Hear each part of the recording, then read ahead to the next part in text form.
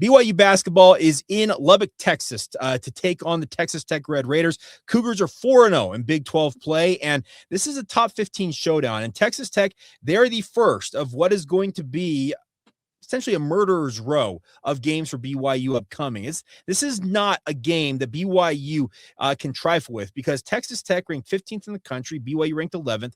This is a big game for both of these programs, because both of them have aspirations of being, one of the top dogs in this league. And I look at this as a big opportunity for BYU to kind of go out and show us, okay, we have been through a pretty stout non-conference slate. We have kind of slid through, as I've talked about ad nauseum, the softest part of our Big 12 schedule. Okay, let's see what you got when it comes to going essentially best versus best, because Texas Tech is no slouch. And I would argue that if you want to go man for man down a roster, you'd be hard-pressed to find a roster in the Big 12 that competes with Texas Tech in terms of overall talent.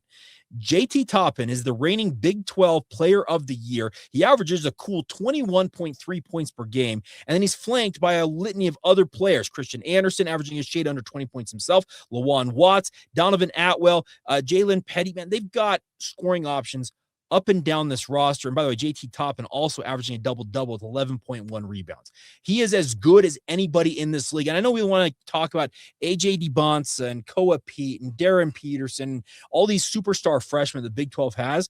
Well, Texas Tech has kind of bucked that trend. They've got a lot of older players who have got more experience, and that gives them, in a way, a unique distinction of having an advantage of having the vets. Now, BYU has some vets in their own, Keba Keita, Richie Saunders, and I have actually really like the blend that Kevin Young has in terms of, young superstar athletes like AJ Dybantsa, and Rob Wright is relatively young as well. But then you have the wily veterans and a guy like Richie Saunders, who's pushing, I think, 24 now, maybe 25.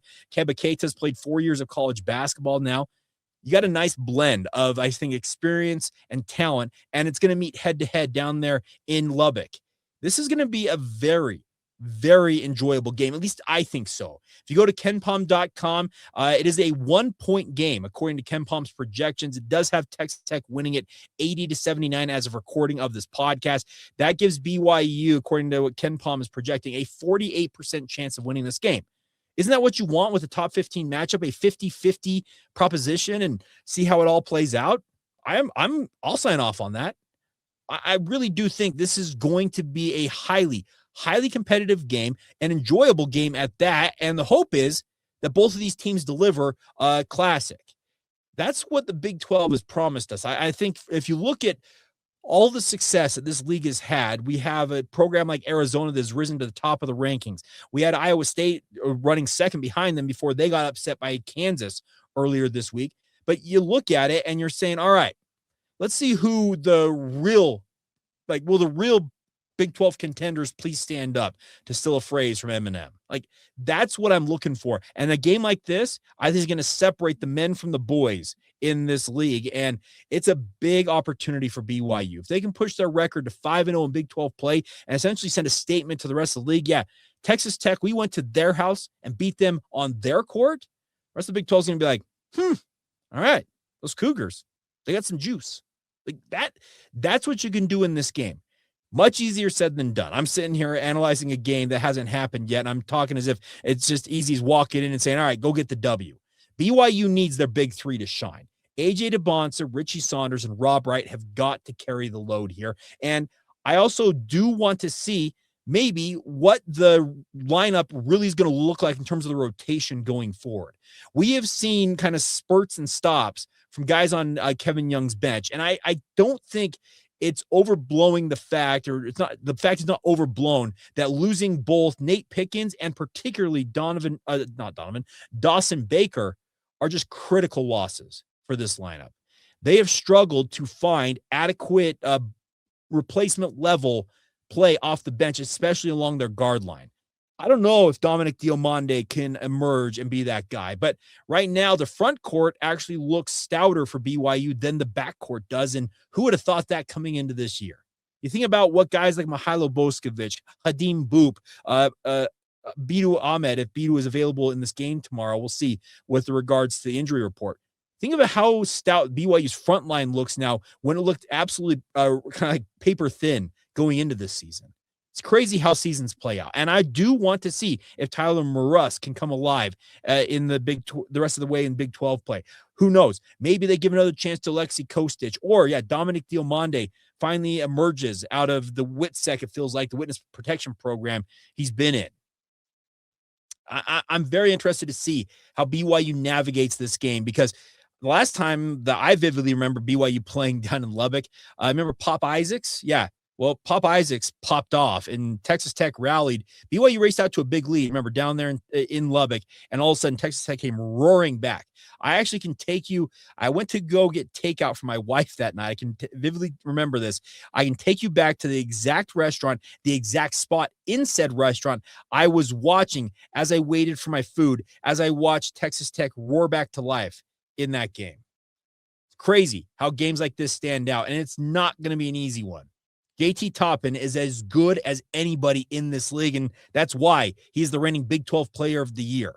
That alone, I think, is going to make for a very difficult deal for BYU to handle, especially considering we don't know the status of Bidoo Ahmed at this point. He's been dealing with a shoulder injury. Xavier Staten also was unavailable. So the front line was thinned out considerably, especially at the 5 spot. But I did appreciate against TCU that Mihailo Boskovic showed that he's more than just an offensive machine. He actually could play some stout defense. And Mboup, I thought, also had some very, very strong moments as well. So you hope that BYU can counter what Texas Tech can throw at them. But having two guys, Christian Anderson and JT Toppin, who combined for a 40 points every single night, that's talking about a two-headed monster you're going to have to combat if you're the BYU basketball program. And I don't envy Kevin Young trying to figure out a way to slow these guys down. I fully expect the BYU is going to use a myriad of different defensive arrays, whether it's the 3/4 court pressure, half-court traps. I'm sure they'll run some zone at these guys to just try and mix it up. And that's Will Voigt's specialty in terms of being the defensive coordinator. He's the guy who calls out BYU's defenses from the sideline. But this is going to be an electric atmosphere down there at United Supermarkets Arena in Lubbock. I'm fully expecting the crowd to be at full throat, full tilt. And if BYU football got the Texas Tech experience earlier this season playing down there in Lubbock, guess what? BYU basketball, they can just kind of look at that and say, wow, that's exactly what we should expect as well as we head into this matchup. I think the margin is super razor thin. And for me, there's 3 things, I guess, real quick, that I would be looking for if I'm BYU in terms of what I would like to see if I want to see them win this game. Number 1, turnovers, 10 or less. If you go double digits in turnovers, I don't fancy BYU's chances in a game that it projects to be as close as this one is.